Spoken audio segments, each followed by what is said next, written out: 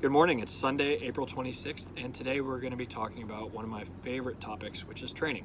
And the prompt from the Daily Stoic is, how can I learn from my sparring partners? So the Stoics viewed each day as a training exercise in which we have the opportunity to practice and build skills related to the mind, the body, and the soul. But since we don't live in a life of isolation, because we live in a world that's interconnected with other people and other situations, it's helpful if we view those externals as our training partners. And in training, as opposed to in competition, we don't demand perfection, not of ourselves, not of our training partners. We give our best effort, and if we or they come up short, we don't fall apart or blame. We assess, we correct, and we prepare to try again, but this time, only better. Now, the interesting thing is that sometimes in life, you get the opportunity to choose your training partner, and other times you don't. Sometimes you're thrust into the ring without any forewarning of whom you're going to face. And for that reason, we should be intentional about the sparring partners that we do get to select. It allows us to develop important skills and experience for dealing with a diverse array of people and situations with which we'll ultimately find ourselves sparring unannounced. So we recently talked about the concept of eustress, that positive form of stress, which is actually helpful in building a stronger, more resilient self. And today I want to take that a step further into the Stoic practice of voluntary discomfort. Now, the Stoics weren't masochists who thrived or had a depraved affinity for pain. They did believe that our overall satisfaction and happiness in life was heavily influenced by our ability to exhibit grace, poise, and equanimity in any and all situations that we encounter in life.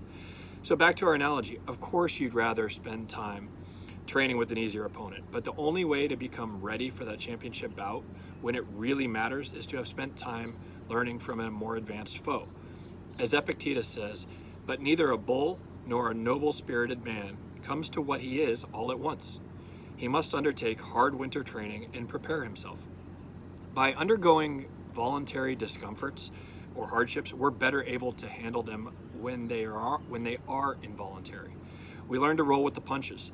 We learn to see a coming offensive strike before it happens and be prepared to respond. We have the expectation that we're going to get punched in the mouth at some point, and when we do, we're going to shrug it off because we've had this or something like it happen to us before, and we know what to do. We don't stand paralyzed. We don't feel sorry for ourselves. Through our intentional exposure to stressors, we feel increased self-confidence. As Seneca says, in any event, what person actually trying them, hardships, has found them prove beyond him? Who hasn't noticed how much easier they are in the actual doing? It's not because they're hard that we lose confidence. They're hard because we lack the confidence. Now, these opportunities for seeking voluntary discomfort can seem relatively trivial, but can be profoundly insightful and impactful. I mean, some examples. We could take a 30-second cold shower. We could go without coffee or fast. We could sleep on the ground, but you can also get more creative. Now, one Saturday several months ago, I decided to give up my car for the weekly grocery shopping. And so I took some reusable grocery bags and I walked to the store.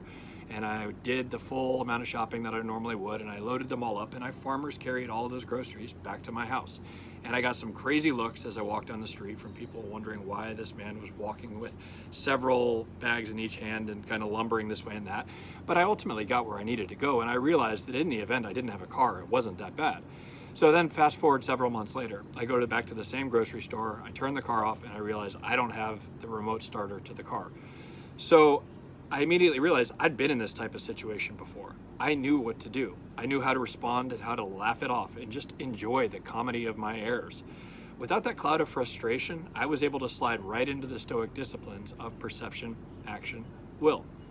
Yes, I was stranded at the store. No one was coming to save me. But I'd been there before. I knew what to do. So we have to get to work.